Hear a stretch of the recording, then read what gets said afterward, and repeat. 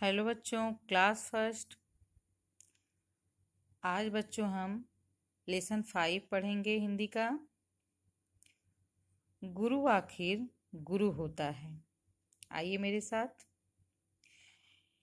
एक रात कॉलेज में 4 विद्यार्थी देर तक मस्ती करते रहे और जब होश आया तो अगली सुबह होने वाली परीक्षा का भूत उनके सामने आकर खड़ा हो गया। परीक्षा से बचने के लिए उन्होंने एक योजना बनाई। बच्चों, एक रात कॉलेज में 4 विद्यार्थी जो थे उनको होश ही नहीं था। वो मस्ती कर रहे थे और उसकी सुबह जो था उनका पेपर होने वाला था, परीक्षा होने वाली थी। परीक्षा से बचने के लिए उन्होंने एक योजना बनाई।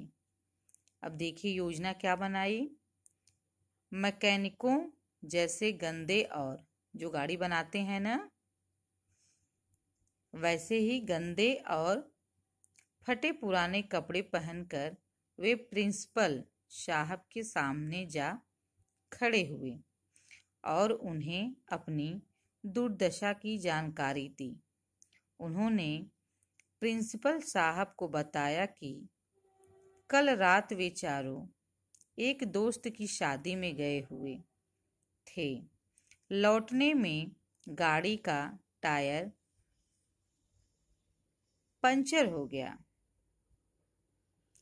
किसी तरह धक्का लगाकर गाड़ी को यहाँ तक लाए हैं। उन्होंने झूठ बोला प्रिंसिपल साहब से, अपने गुरुजी से झूठ बोला और कहा कि हमारी दुर्दशा प्रिंसिपल साहब ऐसी हो गई थी कि हमारी हालत मैकेनिकों की तरह हो गई थी। हम अपने दोस्त की शादी में गए थे और वहाँ हमारी गाड़ी खराब हो गई और हम धक्का लगा कर गाड़ी यहाँ तक लाए हैं। इतनी थकान है कि बैठना भी संभव नहीं दिखता। पेपर हल करना तो दूर की बात है। उन्होंने अपने गुरुजी से झूठ बोलना शुरू कर दिया। देखिए आपको चित्र में दिख रहे हैं बच्चों, ये प्रिंसिपल साहब हैं, ये विद्यार्थी हैं।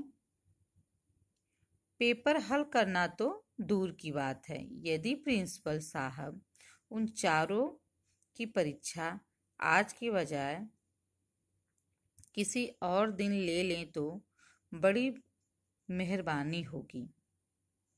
आइए नेक्स्ट पेज पे देखिए। प्रिंसिपल साहब बड़ी आसानी से मान गए। भाई गुरु तो गुरु ही होता है, लेकिन गुरुजी देखिए कैसे हैं। उन्होंने 3 दिन बाद का समय दिया। विद्यार्थियों ने प्रिंसिपल साहब को धन्यवाद दिया और जाकर परीक्षा की तैयारी में लग गए।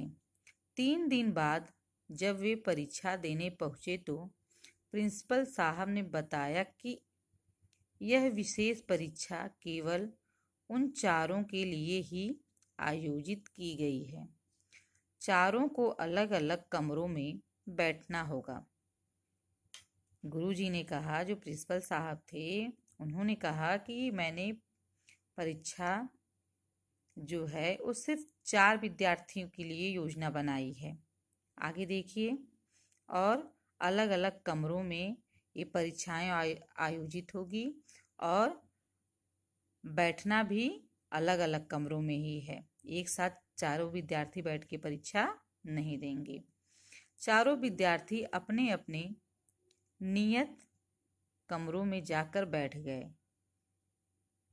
जो प्रश्न पत्र उन्हें दिया गया उसमें केवल 2 ही प्रश्न थे। प्रश्न 1, आपका नाम क्या है? प्रश्न 2, गाड़ी का कौन सा टायर पंचर हुआ था? अब आइए और देखिए ऑप्शन क्या लिखे हैं। अगला बायां, पिछला बायां, अगला दायां, पिछला दायां अ में अगला दायां, ब में अगला दायां, पिछला बायां, पिछला दायां। देखिए,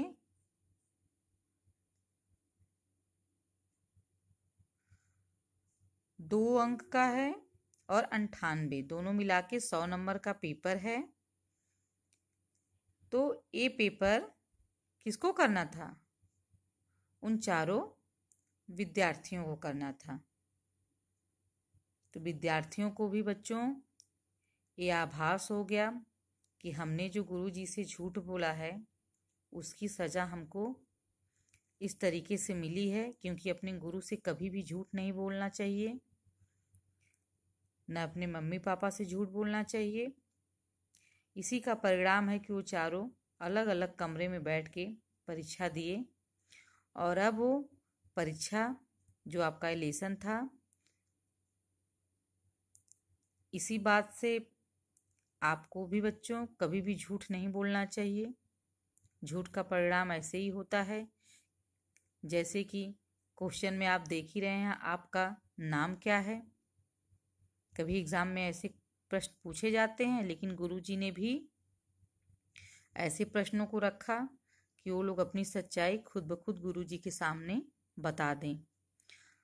अगला बायां, जो टायर उन्होंने बताया था ना कि पंचर है, ऐसे क्वेश्चन उन्होंने बनाए थे, ऐसे आंसर उन्होंने कहा था कि आपको सिर्फ इस पे, छोटे क्वेश्चन हैं, आपको सिर्फ इस पे टिक लगाना है। वो लोग तो झूठ बोले थे, उन लोगों का तो टायर पंचर ही नहीं हुआ था, गाड़ी खराब नहीं हुई थी।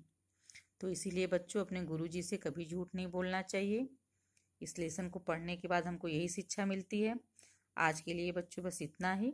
कल कुछ और वीडियो के साथ आपके पास आएंगे।